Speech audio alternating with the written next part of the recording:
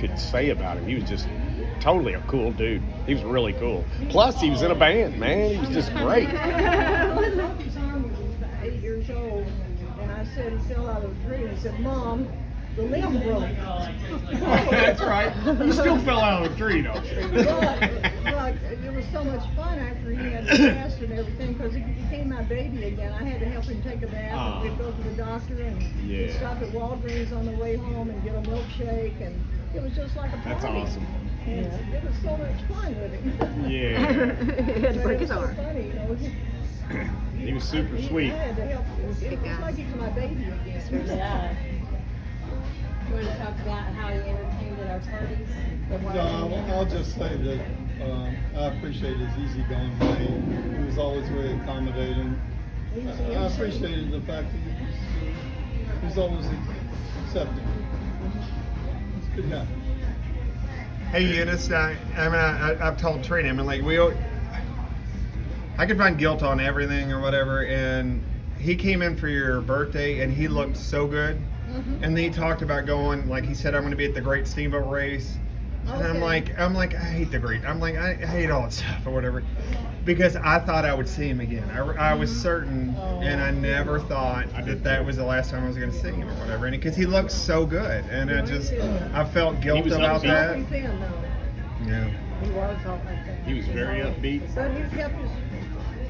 Yeah, I admire him for He that. kept his optimism.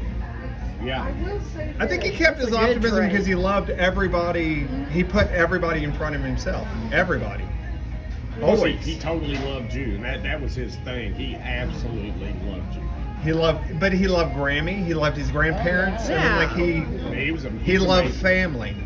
Yeah. He reminds me of you because you're so. I think he's an idiot savant sometimes because he remembers everything. Am I right? Yeah. No, I'm an idiot. You're an idiot. Dates. You got that going for you. I don't remember what the weather was that day. Shave that beard, dirty. 1994 on Friday the 28th. So Joanna was getting ready, I think. All right, Joanne, I'm sorry. I didn't mean to cut you off. Next Friday, there's going to be a party for him out at Bud's Tavern on Dixie Highway. It's just south of the Water When? Expressway. Next Friday. Next Friday. At 6 I'm off. o'clock. Eunice, I swear I feel like I can still hear his voice. I can still hear my I can. mom's voice or whatever sometimes. Like it's like I can't hear your mom. it's such a They're distinct. Yeah. I always hear him saying, "Hi, Mom." When he comes He always, in the afternoon. I love his Let voice Joanna do because Yeah, your voice. it's The that only deep. story I've you're a got dude is that's I was amazed and Yeah, we you were have a great looking voice. through all the photographs, and this is one we found of this old Civil War picture, and it's dead up like the little colonel. His great grandfather, Marion Captain He looked Simmons. just like Captain Simmons. He looked a dead up, skinny, black hair. Regimented style. Oh my God. And I said, that's Tim. That's where he gets his genetics. I've got one more funny story. Okay. Tim didn't start talking until he was about 3 years old. And we were out at a restaurant one night, and we were sitting in his little high chair. And he did something, I don't remember what he did, but we were all laughing at him, and he looked at it was a scowl on his face. Not funny. Oh, he didn't talk and he did 2 words. Not funny. At least he didn't go some bitch. He just said, not funny, but and then of course we laughed more at that. Donnie, didn't you all do Tim's and your graduation, high school graduation together? Didn't you all do them together? We did over at Georgetown. Georgetown, that's what I thought. Yeah, but we also had one for mine at the house because I remember getting that ruby ring. And there's a picture of me looking at it in the dining room, which someone at Popo's ended up eating. The one I gave you. No, my mom and dad got me a little ruby. It fell off your fingers and food? Somebody ate it? the stone Somebody came ate out. Well, Well, they awesome. had it. It fell out. It Hey, worked. way to end on a downer, Donnie. The one I gave her, she lost the ruby. Somebody You dreamed, didn't give me a ruby. man, I'm I did. pooping That's the rubies. first- That's the only one I gave her. What's that? I said somebody woke up the next day and said, man, I'm pooping Oh, no, rubies. And so, and this is big shoes to fill, but Tim and Tony are very well. Tim and Tony are very similar in that when something important happens, They take control. they Yeah. they say, okay, we need to act, and you know. I don't know. I mean, like, it just kills me because I'm like, I didn't see him that much, but I still loved him. I mean, I loved him. Good. I hope God loves him. I'll say this, they spent a lot of time talking to prepare family events, especially over the last few months together. They talked a lot. Good. Who was the one at the Mosquito Creek house that threw the pear? Was that Oh, Randy? that was Randy and me. Okay. So, yeah, just a Randy story. Is this a cruise story or another one? No, it's true. This is a It's true true. story. No, the cruise I was talking about. You went on a cruise with him. When he went and got No, never mind. So at Mosquito Creek Farm, there was a great big pear tree, and Randy said, let's climb up and throw pears at the cars. So, you know, I'm a terrible throw, but I thought he was serious. I'm little enough, I guess. So he and I climbed way up in the tree, and we're throwing pears, and I'm throwing as hard as I can to really hit the cars, because he said, let's throw them at the cars. And so we hit one, and it had gone down the road. We saw the red lights come on, and You think? No. What it was, Tony, you were locked way out there, and of course it's sailing over every car that passed. Yeah, because I'm a terrible And thrower. Randy says, that's not a way to hit a car. And he winds up like this, wait till it's like 15 foot in front of him, boom, and hits it right on the side door. And of course it's going 55 miles an hour down the road. That's when it stopped and backed up. So we skinnied down the tree and took off, but Granddaddy got a hold of us. And we had to come out and apologize. Eunice, to me. can he hear if I like? Because Dana said a lot of times that if she talks to Jim on the phone, he can hear better or whatever. But one thing about both your sons is they loved him. They adored Charlie. I mean, but they love people who make you happy. And And he does. yeah, no, and yeah. So I mean, And Charlie, I know you're not right. Charlie, I can say They were probably the most true, unpretentious people I've ever met. They didn't need anything special. They just were what they were. And that was something you don't find. Very special people. They were very special for me. I talked to Tim before he left.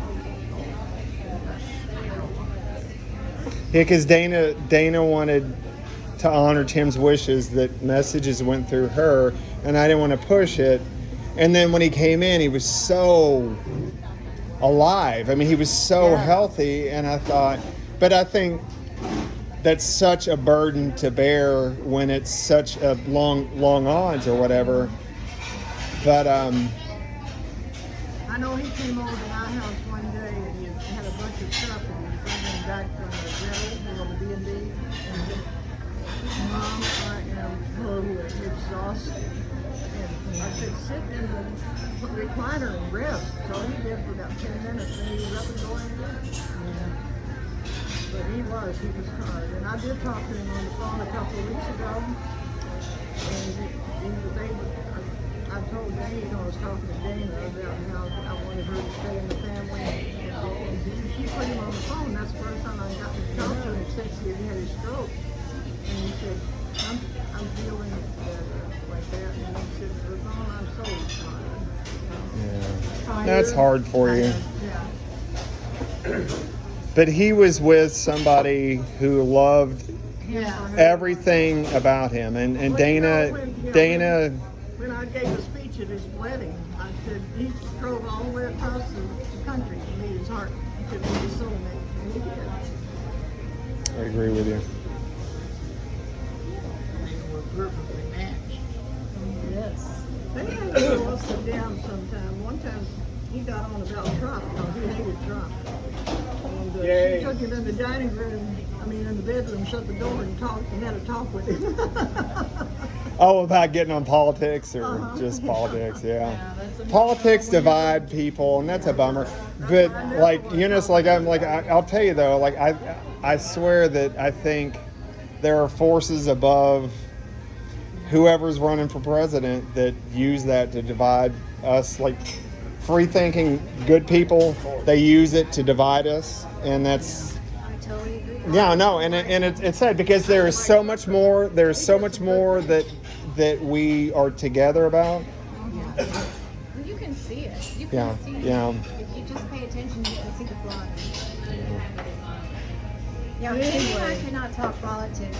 Early on, we would send some messages, like emails back and forth, and one time he got so mad at me. He wrote me this long email that just went on. Yeah. I didn't answer it for days, and he finally sent one back and said, "I'm sorry." So I went, "Okay, we can talk politics." Well, I never did because I knew that we had differing, thoughts, but at the same time, I also agreed with many of the things he said. But now everything focuses on what's different between us instead of what's the same. And it used to be the other way Back in that around. time, it wasn't as divided as it is now. Yeah, and we were and I hate I that. thought we were just kind of playing back and forth with different memes and stuff. And I went, "Oh, okay, we can't go there." All right. Well, I went. Very serious about this politics. All right. So no, not the part about you having a dream about being an exotic dancer to pay for your bills. I was doing the twist. Hey, so before I cut this off, didn't Mom say when they were little there was like a possum that died or whatever, something like that, and they would jump on it to make it fart? Yeah, it would squeak. Oh, yeah. It was a groundhog out in Mama's, and we jump on it. Well, I think Mom said poot or whatever, but yeah. It's a different Yeah, world. we weren't allowed to say Yeah. the F word, meaning fart, and we weren't allowed to say crap. We had to say. Yeah, it would have to be an incredibly explosive situation for a mom to cuss. She was not. No. Yeah. Okay, I have to tell you this funny story because we didn't say the F word either. Yeah. So one day Johnny was in kindergarten. I went to pick him up, and he had a little boy with him, a little friend.